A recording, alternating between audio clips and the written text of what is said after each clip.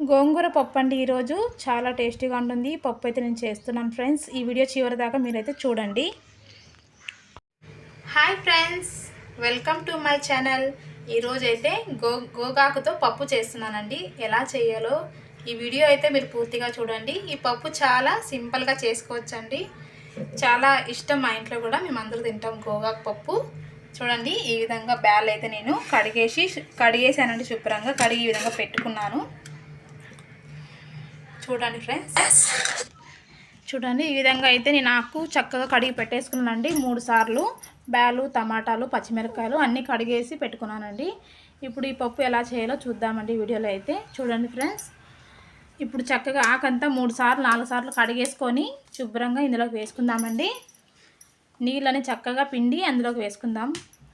చాలా టేస్టీగా ఉంటుంది గోగాకు పప్పు అయితే, మనకి చాలా టేస్టీగా ఉంటుందండి. ఈ విధంగా చక్కగా 3 సార్లు కడుక్కోండి శుభ్రంగా. అందులో ఉన్న మన్నంతా మనకి పోతుంది అనమాట. నీళ్ళన్నీ గట్టిగా పిండేసి అందులో వేసుకుందాం మనం. ఇప్పుడు పచ్చిమిరపకాయలు కూడా అండి అదేవిధంగా తుంచి ఈ విధంగా వేసుకుందామండి. పచ్చిమిరపకాయలు కారం చూసి వేసుకోండి ఫ్రెండ్స్, మీకు ఎంత తింటారో. అయితే గోగాకు పప్పు మనకు పుల్లగా ఉంటుంది కాబట్టి కారం కొద్దిగా ఎక్కువగా వేసుకుంటే బాగుంటుంది. కారంగా ఉంటే బాగుంటుంది పప్పు ఇది.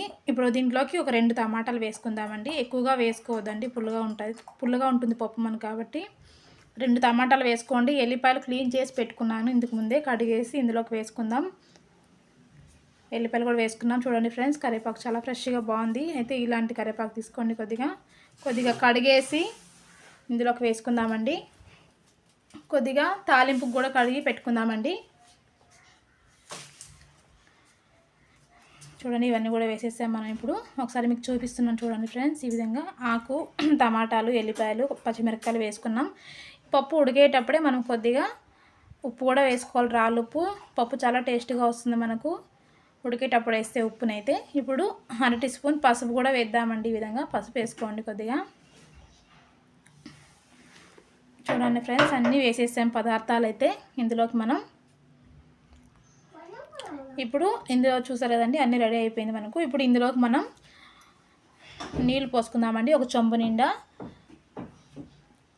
నీళ్ళు ఎక్కువగా పోయిద్దండి ఈ పప్పుకి, తక్కువగానే పోసుకోవాలి కొద్దిగా. చూడండి ఈ విధంగా పోసుకోండి నీళ్ళు అయితే. పప్పు గట్టిగా ఉంటుంది, టేస్ట్ బాగుంటుంది మనకి.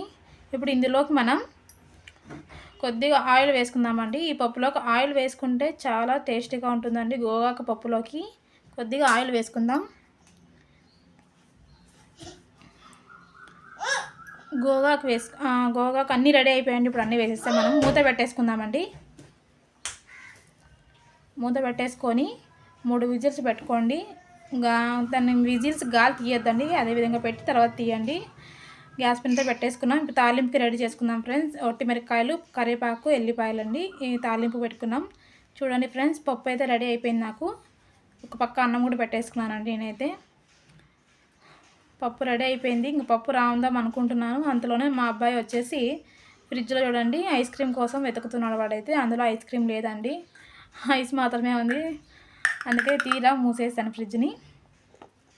పప్పు అయితే తీసి పెట్టుకున్నాను. ఇప్పుడు నీళ్ళన్నీ పక్కన ఉంచేసుకుందామండి. నీళ్ళు పక్కన పెట్టేసుకొని పప్పుకి కడిగేసుకొని శుభ్రంగా ఈ విధంగా పప్పు రాముకుందామండి. పప్పు అంతా చక్కగా రాముకుందాం. ఉప్పు చూసుకోండి, ఉప్పు తక్కువ ఉంటే మళ్ళీ కొద్దిగా వేసుకుందామండి. పప్పు మాత్రం చాలా టేస్టీగా ఉంటుంది. ఈ విధంగా మీరు కూడా ట్రై చేయండి ఫ్రెండ్స్. నీళ్ళు అయితే ఎక్కువగా పోసుకోవద్దండి. ఈ పప్పు వచ్చేసి మనకు ఈ విధంగా రావాలి, గట్టిగానే ఉండాలి కొద్దిగా. గ్యాస్ పైన అయితే గిన్నె పెట్టేసుకొని కొద్దిగా ఆయిల్ వేసుకుందాం. ఇప్పుడు ఆయిల్ వేడైందండి. ఇందులోకి మనం ఒక 4-5 ఎల్లిపాయలు దంచి వేసుకుందామండి.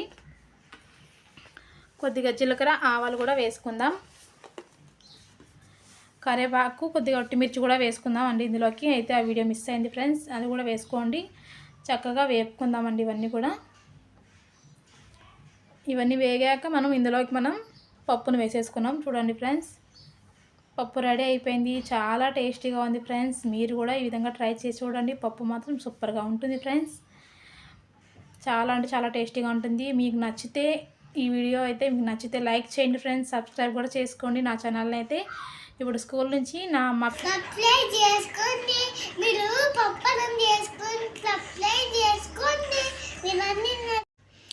పప్పు చూడండి ఫ్రెండ్స్, చాలా టేస్టీగా ఉంది. పప్పు అయితే చాలా సూపర్గా ఉంది. మా పిల్లలకైతే అన్నం కూడా పెట్టేశాను, పప్పు వేసేసాను, తినిపించేస్తాను ఫ్రెండ్స్. చాలా టేస్టీగా ఉంది. పిల్లలు కూడా ఇష్టంగా తింటున్నారు. చాలా బాగుందని చెప్పాడు మా అబ్బాయి అయితే పప్పుని. నచ్చితే లైక్ చేయండి ఫ్రెండ్స్, సబ్స్క్రైబ్ చేసుకోండి నా ఛానల్.